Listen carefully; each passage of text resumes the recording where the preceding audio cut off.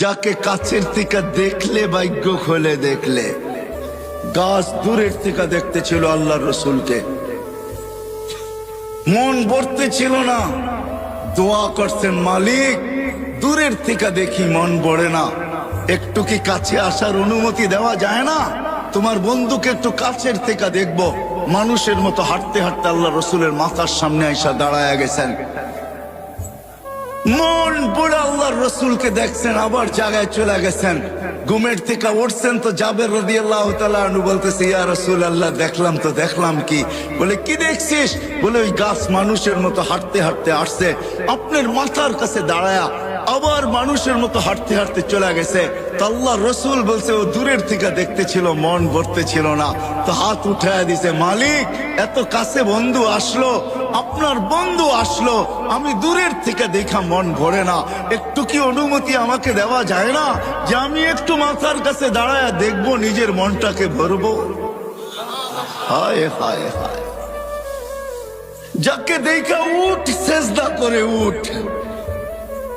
আল্লাহ রসুলের সামনে উঠ সেজদা করতেছিলেন, উঠ। সাহাবা বলছে, ইয়া রাসূলুল্লাহ নাহনু আহাক্কু বিহা, উট যদি আপনাকে সেজদা করতে পারে তাহলে তো আমরা বড় অধিকার রাখি।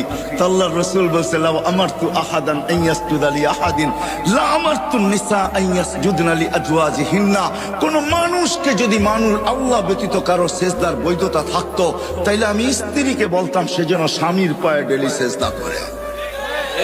না না, উট করছে বিদায় তোমরা করতে পারবে তা হবে না, তোমাদের সেজদা একমাত্র আল্লাহর জন্য হবে। হায় আমি কতটুকু বুঝাবো আর।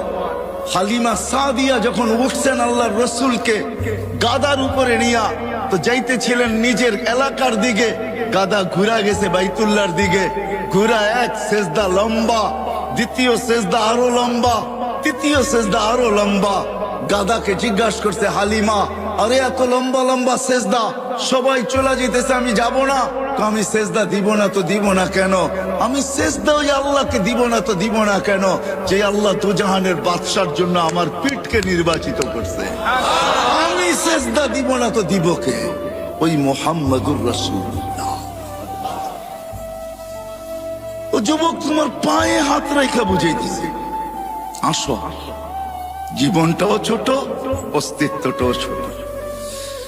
আল্লাহ মুকুট দিচ্ছেন হাজারো, সম্পর্ক গুলাই এক একটা মুকুট, আর উদ্দেশ্য মালিককে পাওয়া, আর পাওয়ার জন্য সহজ পদ্ধতি মুহাম্মাদুর রাসূলুল্লাহ।